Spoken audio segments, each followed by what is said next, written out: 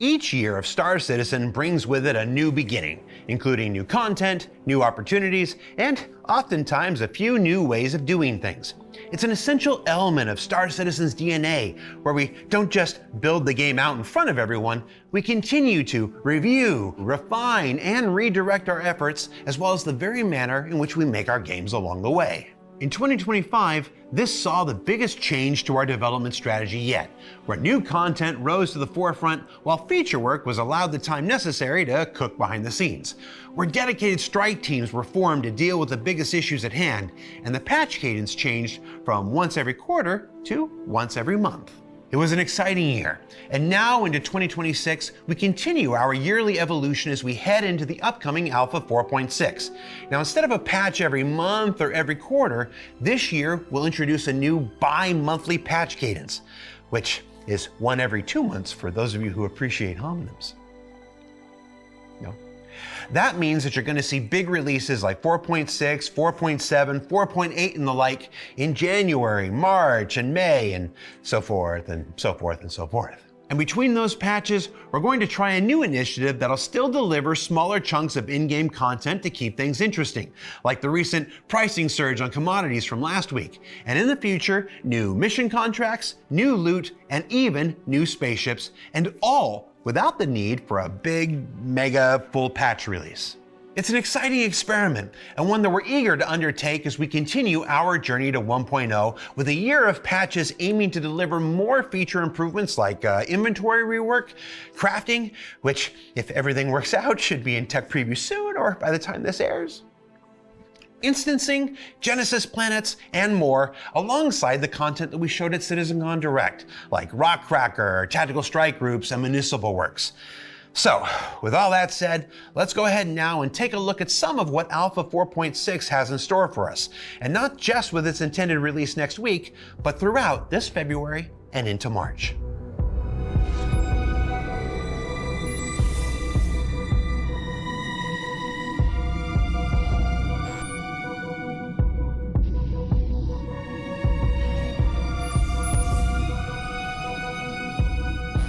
Up first, the local inhabitants of Levski are falling sick with a mysterious ailment called the People's Ailment, seemingly caused by the new strain of mold growing in the faulty air filters of Geisen Incorporated. Symptoms include coughing, chest pain, and fatigue.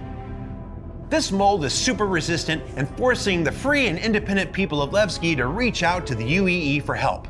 Now, it's up to contractors like you to race against the clock and save as many folks from fungal fatalities as possible. And, of course, pick up some rewards along the way, like this cool new medical-themed armor set, med gun, ship paints, and more.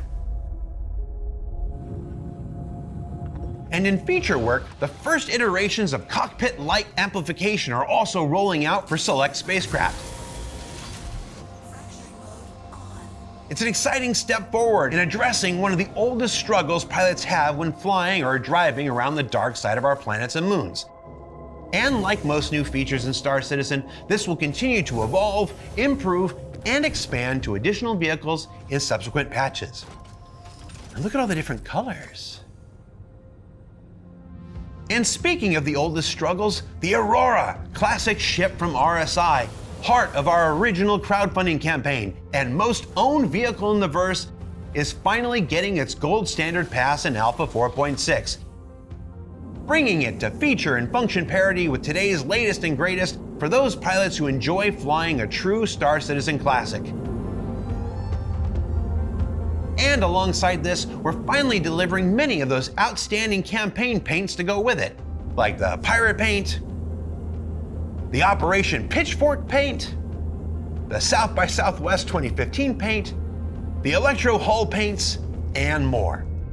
For 4.6, these will be delivered exclusively to those OG backers who earned them by supporting the original campaign, but may become available in limited supply later this year if there's enough interest. I suspect you can let us know on Spectrum, Reddit, and social. And in additional content stuffs, those cool holographic skull helmets we came up with so long ago are finally being delivered to our development subscribers. I'm excited because I've been wanting to recreate that, that Skeletor meme on social with it since we first unveiled it. There should be memes here, unless we couldn't think of any.